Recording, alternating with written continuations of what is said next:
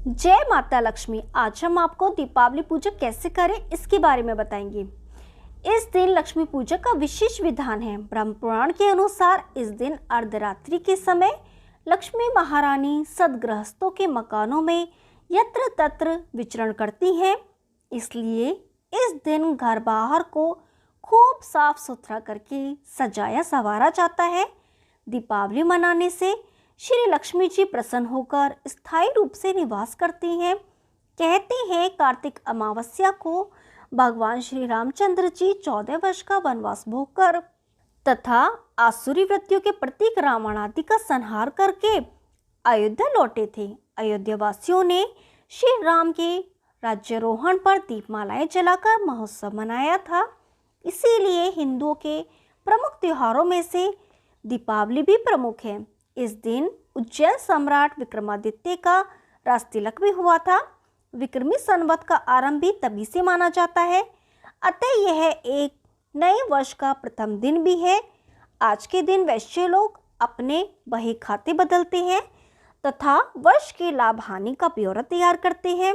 दीपावली के दिन आकाश दीप जलाने की प्रथा के पीछे अनुमान है कि दीपावली अमावस्या से पितरों की रात आरंभ होती है। कहीं वे पथभ्रष्ट न हो जाएं, इसलिए उनके लिए प्रकाश का विधान किया जाता है।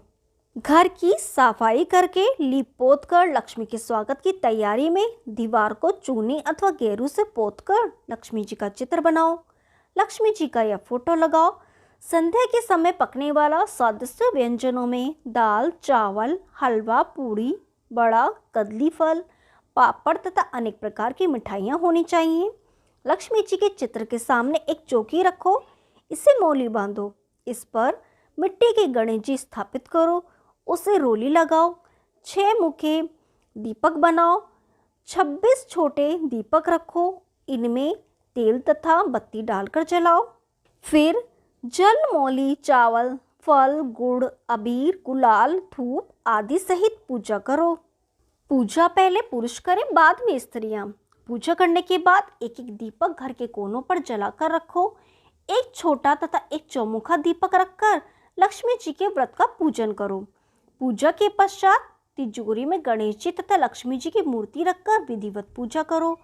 अपनी इच्छा अनुसार घर की बहुओं को रुपये दो। लक्ष्मी पूजन रात के समय करना चाहिए। इस समय एक पाट पर लाल कपड़ा बिछाकर उस पर एक जोड़ी लक्ष्मी तथा गणेश जी की जोड़ी रखो। समीप ही 101 रुपये, 1.25 सेर चावल, गुड़, 4 केले, मूली, हरी ग्वार फली तथा 5 लड्डू रखकर सारी सामग्री सहित लक्ष्मी गणेश का पूजन करके लड्डुओं से जिमाओ। जय माता लक्ष्मी। अब दीपावली की कथा कहते हैं, उसे ध्यानपूर्वक सुनिए। एक बार सनत कुमार जी सब महर्षि मुनियों से कहा, महानुभावों, कार्तिक की अमावस्या को प्रातःकाल ही स्नान करके भक्ति पूर्वक पितृ तथा देव पूजन करना चाहिए। रोगी तथा बालक के अतिरिक्त और किसी व्यक्ति को भोजन नहीं करना चाहिए। सायंकाल में विधि पूर्वक लक्ष्मी जी का मंडप बनाकर फूल, पत्ते, तोरण, ध्वजा और पताका आदि से सुसज्जित करना चाहिए। अन्य देवी देवताओं सहित लक्ष्मी जी का षोडशोपचार करना चाहिए। पूजनोपरांत परिक्रमा करनी चाहिए। मुनीश्वरों ने पूछा, लक्ष्मी पूजा के साथ अन्य देवी देवताओं के पूजन का क्या कारण है?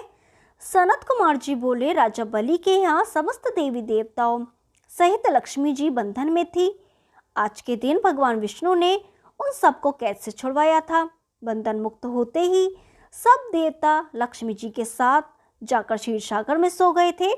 इसलिए अब हमें अपने अपने घरों में उनके शयन का ऐसा प्रबंध करना चाहिए जिससे वे क्षीर सागर की ओर न जाकर स्वच्छ स्थान और कोमल शैया पाकर यहीं सोते रहे।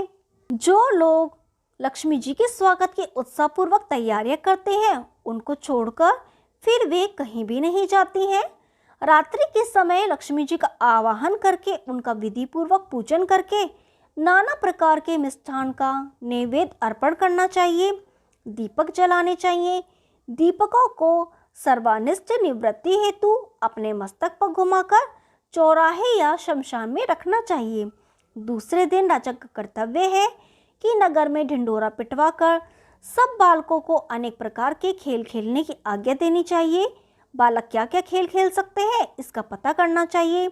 यदि वे आग जलाकर खेलें और उसमें ज्वाला प्रकट न हो तो समझना चाहिए कि इस वर्ष भयंकर अकाल पड़ेगा। यदि बालक दुख प्रकट करे तो राजा को दुख तथा सुख प्रकट करने पर सुख होगा। यदि वे आपस में लड़े तो राज्युद्ध होने की आशंका होगी। बालकों के रोने से अनावृष्टि की संभावना करनी चाहिए।